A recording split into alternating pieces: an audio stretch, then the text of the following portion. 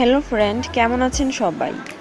যারা Android phone ব্যবহার করেন, যেভাবে নষ্ট হয় তাদের স্মার্টফোনের ব্যাটারি। স্মার্টফোনের ব্যাটারি সঠিকভাবে চার্জ করা না হলে কম সময়ে তা নষ্টও হয়ে যেতে পারে। তাই ফোনের ব্যাটারির দিকে একটু বিশেষ নজর দিতে হয়।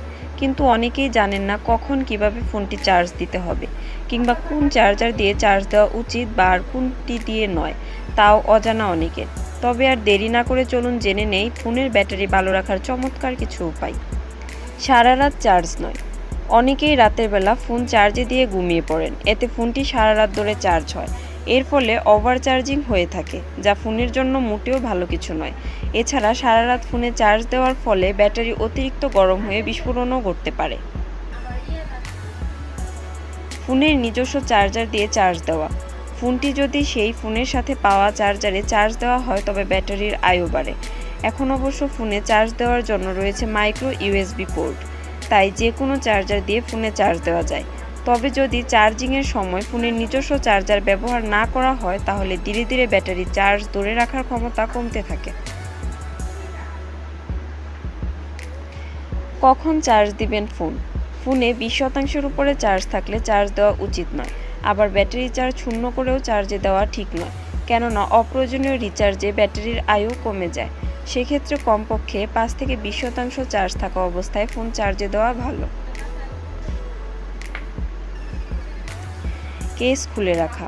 যখন ফোন চার্জে দেওয়া হয় তখন ব্যাটারি কিছুটা গরম হয়ে যায়। ব্যাটারি গরমের প্রভাবে ফোনে ছড়িয়ে পড়ে। তাই ফোনকে অতিরিক্ত গরমের হাত থেকে রক্ষা করতে চার্জে থাকা অবস্থায় ফোনের নিরাপত্তামূলক কেসিং বা কভার খুলে রাখা উচিত। পাওয়ার ব্যাংক ব্যবহারের সময়। পাওয়ার ব্যাংকের মাধ্যমে চার্জ দেওয়া অবস্থায় ফোন ব্যবহার করা উচিত নয়, কেননা পাওয়ার ব্যাংকের সাহায্যে চার্জ করার সময় ব্যাটারি গরম হয়ে যায়। একই সময় ফোনটি ব্যবহার করলে তা আরও গরম হয়ে যাবে, যা ব্যাটারির জন্য ক্ষতিকর। সস্তা চার্জার ব্যবহার না করা। অনেক সময় ফোনের জন্য নির্ধারিত চার্জারটি হারিয়ে বা নষ্ট হয়ে যেতে পারে। সেক্ষেত্রে অনেকেই বাজার থেকে সস্তা বা অখ্যাত ব্র্যান্ডের চার্জার কেনেন।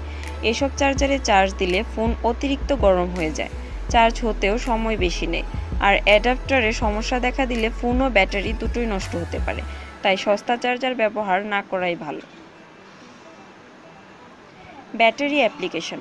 ফোনের জন্য অনেক third party battery optimise app রয়েছে।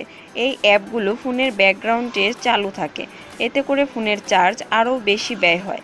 এছাড়া লক স্ক্রিনটি অ্যাপগুলো অ্যাড লুট করে থাকে, তাই ফোনে আলাদা কোনো ব্যাটারি অ্যাপ ব্যবহার করা উচিত নয়। যদি আমাদের ভিডিওটি ভালো লেগে থাকে অবশ্যই লাইক দিয়ে সঙ্গে থাকবেন এবং চ্যানেলটি সাবস্ক্রাইব করতে ভুলবেন না।